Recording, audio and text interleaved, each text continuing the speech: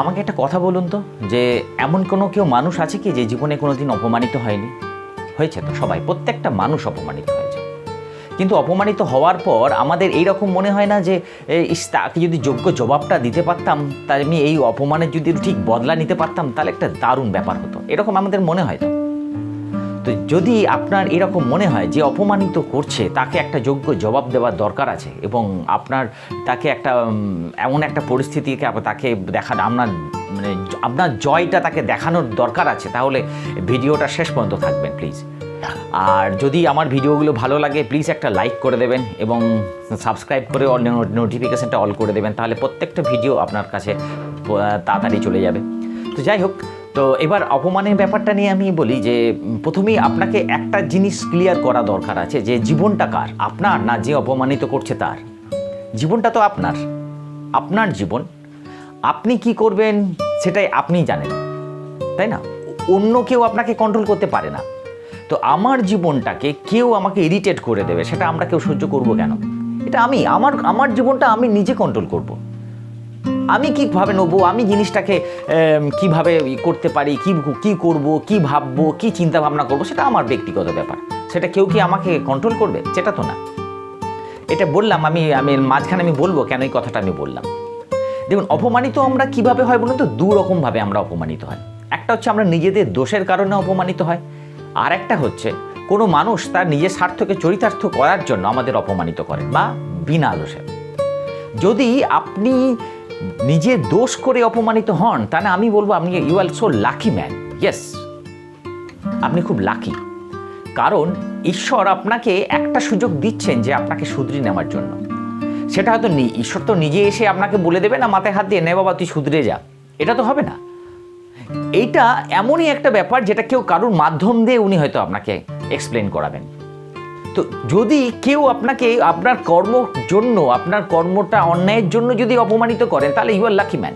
এবং সেই জায়গাটাতে নিজেকে চেঞ্জ করে নিন প্লিজ, এবং সেটাতে কোনো বিতর্কে না গিয়ে যদি আপনি নিজেকে চেঞ্জ করে নিয়ে নিজের জায়গাটাকে আরও পরিষ্কার পরিচ্ছন্ন করে নিতে পারেন, এবং আমি বলবো সেই অপমানিত জবাবটা তাকে এই পজিটিভিটিভাবে এমনভাবে দিন, এমন একটা নিজের পার্সোনালিটি গ্রো আপ করুন যে কারণের জন্য আপনার এত অপমানিত হয়েছে, সেই কাজটাকে এমন একটা জায়গায় পৌঁছে দিন, সেই মানুষটা যে অপমানিত করেছিল আপনাকে, সে যেন একবার আপনার সঙ্গে কথা বলতে গেলে একবার হাজারবার তাকে ভাবতে হয়, যেন যে আমি ওর সঙ্গে কথা বলতে যাচ্ছি, তাহলে আমাকে একটু ভেবে চিন্তে কথা বলতে হবে। আপনার পার্সোনালিটিটাকে এই জায়গাটাতে আপনি গ্রো আপ করার উচিত আমার মনে হয়।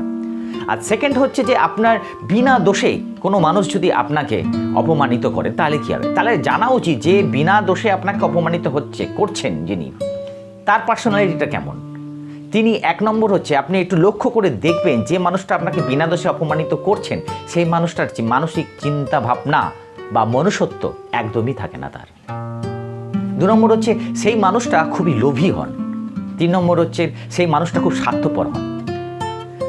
আরও অনেক পয়েন্ট আছে। এবং আর একটা মানুষ হচ্ছে, সেই মানুষটা হচ্ছে যে উনি সবসময় নিজেকে একটা ইনসিকিউরিটির মধ্যে ভোগেন, যে এই বোধহয় আমার হাত থেকে সব কিছু চলে গেল, এই বোধহয় আমার কাছে চলে গেল, আমাকে আঁকড়ে ধরে রাখতে হবে, এইরকম একটা মানসিক চিন্তা ভাবনার মধ্যে থাকেন উনি। আর 4 নম্বর কি জানেন তো? উনি 4 নম্বর হচ্ছে 4-5 নম্বর হচ্ছে যে উনি আমার থেকে একটু অন্যরকম চিন্তা ভাবনা করেন সবসময়। মানে অ্যাকচুয়ালি বলবো, উনি সবসময় দুশ্চিন্তা, হীনমন্যতা এগুলোতে ভোগেন। ফলে তার একটা রিফ্লেক্স এটাই যে উনি প্রত্যেকটা মানুষকে অপমান করে ফেলেন, নিজের প্রতি কন্ট্রোল নেই। অতএব যে মানুষটা আপনার নেগেটিভিটিতে ভর্তি, যে মানুষটার প্রত্যেকটা গুণ আপনার থেকে ঢের গুণ কম, সেই মানুষটা যদি আপনার লাইফটাকে কন্ট্রোল করে, তাহলে ভালো লাগবে কি? একদমই ভালো লাগবে না। আমি সেই জন্যই প্রথমে বলেছিলাম, মানে ধরুন আমি যদি আপনাকে হঠাৎ করে কোনো একটা রাফ কথা বলে অপমানিত করে চলে গেলাম, আর আপনি সেটা রিয়াকশান করে নিয়ে সারা দিনটা মনটা খারাপ করে বসে থাকলেন, এবং সেই দিনটাকে থেকে এবং যে একটা মানসিক চিন্তা ভাবনা থেকে আরম্ভ করে শরীর খারাপ হয়ে গেল, একটা অন্যরকম একটা পরিবেশ তৈরি হয়ে গেল আপনার পরিবারের মধ্যে দিয়ে, পারিপার্শ্বিক পরিবেশটা সব অন্যরকম হয়ে গেল। অত সেই মানুষটার জন্য, যে মানুষটা কিন্তু একদমই মানে খুব অনুসত্বহীন মানুষ, যে মানুষটা পজিটিভিটি বিন্দু মাত্র নেই, তাহলে জয়টা কার হলো? ওই মানুষটারই তো হয়ে গেল। আপনার কি জয় হলো? আপনি হেরে গেলেন তো। তাহলে ওনার স্বার্থ চরিতার্থ হয়ে গেল। আমি আপনি কীরকম বোকা যে তার কথাটা শুনে আমি সারা দিনটা আমি ল্যাপস করে দিলাম। এটাই তো করি আমরা, এটাতে এখন এইভাবেই তো হয়ে আসছে আমাদের লাইফটাকে। কিন্তু এবার একটু অন্যরকম ভাবতে হবে। কেন ওই একটা নেগেটিভ মানুষের কথাবার্তার জন্য আমাদের যে দিন সময়গুলো নষ্ট হয়ে যাচ্ছে সেগুলোকে আমি তার হাতে তুলে দেবো কেন এইভাবে? আপনি পারবেন কি যে 24 ঘন্টা ওই ওনার অপমানিতের জন্য 24 ঘন্টা ওনার অপমান নিয়ে চিন্তা ভাবনা করেছেন, 24 ঘন্টা ফেরত পেতে পারবেন? আপনি পারবেন না। তাহলে কেন আমি এরকম তার কথা রিয়াকশন করব? এটা আমার লাইফ, এটা আমি কি করব না করব দ্যাটস ইম্পর্টেন্ট। আমি কিভাবে নিচ্ছি, কিভাবে করছি সেটা আমি কন্ট্রোল করব। কেউ কেন করবে? কেউ কোনো ভালো মন্দ ভালো বললো, তাতে খারাপ বললো, আমি কীরকম রিয়াকশান কথা নেবো সেটা তো আমার ডিপেন্ড করে। আমরা সেটাই তো করি, অজান্তে অনেক কিছুই করি। যেমন ধরুন, আপনাকে কোনো পাগল এসে যদি, আপনি পাগলাগারোতে গেছেন, পাগল এসে যদি আপনাকে চরম অপমান করে বেরিয়ে চলে যায়, আপনাকে মারবো ধরবো বলে যায়, অথচ আপনাকে যদি এক থাপ্পড়ও দিয়ে দেয়, আপনি কি কোনো রিয়াকশান করবেন? কেন বলুন তো? কি ভাববেন? এই ও পাগল, তো ওকে আর কি করবে? করুণা হয় না তার প্রতি? একটু করুণা হয়তো। তো সেই অ্যাটিচিউডটা কেন সবসময় থাকবে না? প্রথমেই হয়তো গ্রো আপ হবে না এটা। ওই অ্যাটিচিউডটা দিয়ে আপনি দেখুন না, ভাবুন না, আপনার আবেগকে, আপনার অনুভূতিটাকে নিজের কন্ট্রোলে রাখুন। সে কি বলল তাতে আপনি কি রিয়াকশান করবেন সেটা আপনার ব্যাপার। অনেক সময় এরকম হয় না, আমাকে অনেক, ধরুন টিচাররা অনেক কিছু বলেন আমাদের, এই ভালো করে পড়ো। যখন আমরা ছোটো ছিলাম কি বলতেন যে ওনারা, যে ভালো করে পড়ো, এই সময় পড়লে, ভালো মন দিয়ে পড়লে ভালো ক্লাসে রেজাল্ট পাবে, ফার্স্ট হবে, ভালো রেজাল্ট হলে অনেক উঁচুতে উঠতে পারবে। কিন্তু আমরা সব কি মেনে নিয়েছি? খুব মনে একদম সেটা ওইটা নিয়ে সারাক্ষণ যদি ভেবে নিয়েছি কি? ভাবিনি তো। ভাবলে হয়তো আমরা প্রত্যেকটা যে জায়গায় আছি আরও বেশি ভালো হতাম হয়তো। তো ওই যে মাস্টার মহাশয়রা আমাদের ভালো চান তাদের কথাতে আমরা আর কি রিয়্যাক্ট করছি না, অথচ একটা খারাপ মানুষের কথা চিন্তা ভাবনাতে আমরা রিয়াকশন করে আমাদের লাইফটাকে নষ্ট করে দিচ্ছি। প্লিজ এটা করবেন না। এবার থেকে অন্যরকম ভাবতেই হবে আমাদের। তাদের জিততে দিলে হবে না, জিততে হবে আমাদের। তাহলে কি করে আমি জিতবো? তাহলে অপমানিত করলে আমি সঙ্গে সঙ্গে কি তাহলে কি করবো? তাকে কয়েকটা জিনিস করুন, ম্যাজিক ঘটে যাবে। একটা হচ্ছে আপনার কন্ট্রোল আপনার হাতে রাখুন। যখন সে আপনাকে অপমান করতে চাইছে, তখন তার দিকে তাকিয়ে হালকা হালকা হাসতে থাকুন এবং শান্ত থাকুন। হাসুন তার প্রতি। কেন হাসবেন? ঈশ্বরের কাছে প্রার্থনা করার জন্য হাসবেন। হে ঈশ্বর, যে ভাবে বলতে পারেন যে আমার সামনে যে মানুষটি আমাকে অপমানিত করছে সে সত্যি হীনমন্যতায় ভুগছেন, তাকে সুমতি দাও। এইরকম ভাবুন, শান্ত থাকুন। আপনি যদি শান্ত থাকেন, আপনি যদি তার প্রতি ঈশ্বরের কাছে প্রার্থনা করেন যে তার মানসিকতা চিন্তাভাবনা পরিবর্তন করো, সে যেন আবার নতুন নতুন চিন্তাভাবনা করতে পারে, তার কারণ তার লাইফটা তো শেষ হয়ে যাচ্ছে আস্তে আস্তে। করুণার ছলে দেখুন তাকে, হাসুন। এবং তারপরে কি করবেন? হালকা হালকা হাসতে হাসতে আপনি ওখান থেকে সরে আসুন। দেখবেন যে অপমানিত করছেন যে মানুষটা আপনাকে, সেই মানুষটা কখন নিজে অপমানিত হয়ে ওখান থেকে বেরিয়ে চলে যাবে। আপনার যে শরীরের কোনো রিয়াকশান হচ্ছে না সেটাও নিতেই পারবে না।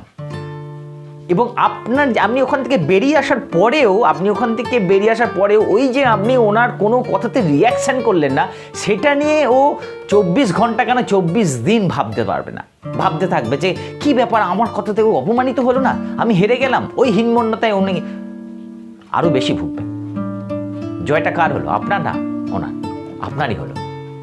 বুদ্ধদেব বলেছিলেন, গৌতম বুদ্ধ বলেছিলেন যে তোমাকে যে অপমান করবে তুমি যদি শান্ত থাকো, তুমি যদি তার মুখে হালকা তুমি নিজে হাসো, হালকা হেসে যদি তার কাছ থেকে চলে আসো, তাহলে দেখবে ওই মানুষটা বেশি অপমানিত হয়। তার কারণ আমাদের কথা তো কোনো বন্দুক নয়।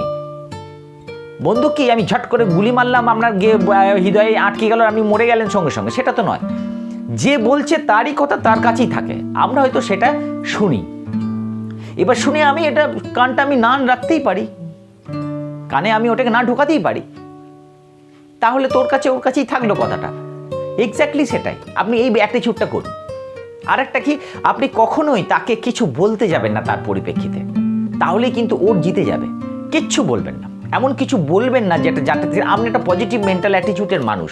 এমনি তাকে যদি কিছু বলতে যান না, তাহলে আপনার ইমেজটা নষ্ট হয়ে যায়, আপনার পজিটিভিটিটা নষ্ট হয়ে যায়। তার কারণ এইটা হয়তো আপনি এমন কিছু কথা, নেগেটিভ কথা বলে ফেললেন তাকে, তখন হয়তো সেই নিয়ে আপনি একটা অনুতাপ করবেন তখন ভবিষ্যতে। একদম না, জিততে তাকে দিলে হবে না। আমি এমন কোনো কাজ ওখান থেকে করে বেরিয়ে আসবো না যেটার জন্য আমাকে আফসোস করতে হয়। এটা আমার মনে হয় এটা করতে হবে।